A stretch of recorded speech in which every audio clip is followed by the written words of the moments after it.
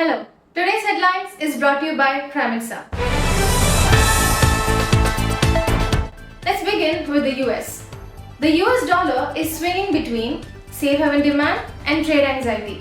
The US-Iran conflict is now on its 11th straight night of strikes, with both sides showing no sign of returning to talks.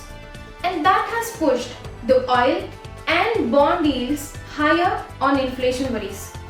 At the same time, worries about US-EU trade friction and Fed independence knocked the dollar down early this week. We can see that the dollar is being pulled in two ways here. One, the war-driven inflation fear is pulling it up. On the other hand, the Fed-related issues are pulling it down. So, we can expect a choppy and a back and forth trade happening the next week. The ECB kept its rate unchanged at 2.25% on July 23rd, as almost everyone expected. Eurozone inflation has cooled to 2.8%, but growth is weak. It is just 0.8% as projected. The real story is what ECB chief Christine Lagarde says about a possible rate hike in September. And markets are already leaning towards one. So, what do we understand here? If Lagarde sounds cautious, the euro could slip. But if she leaves the September rate hike door open, the euro could get some support. From the UK, the inflation cools a bit more than expected.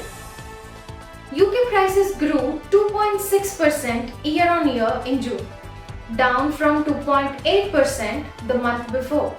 A touch that was better than expected, and the core inflation held steady at 2.6%. So the prices cooling down has taken some pressure off from the Bank of England, which can raise the rates in the coming future, but not too much. And the pound strengthening is because the dollar is becoming weak and not because the UK is doing great.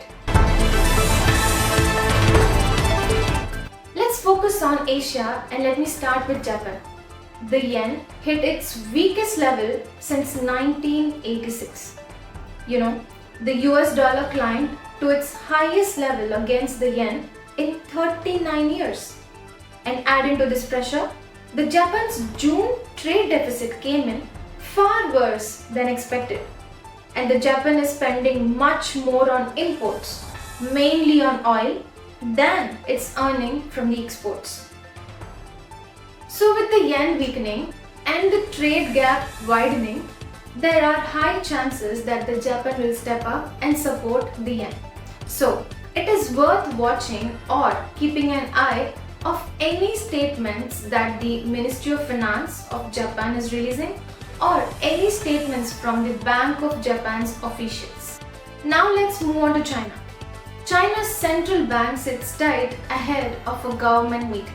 China's central bank kept its lending rates unchanged for the 14th month in a row, even though the economic growth slowed to its weakest pace in 3.5 years. The yuan has stayed steady for now, but the investors are waiting on a big government meeting later this month for signs of fresh stimulus. So this week, there will not be much volatility in the yuan pairs. But if Beijing announces the stimulus later this month, the currencies can shake up like the Australian dollar and the New Zealand dollar, as these economies are connected to the China's growth. So these were the top headlines from across the world. Until then, trade smart, trade safe. This is Sumitra from Primexa.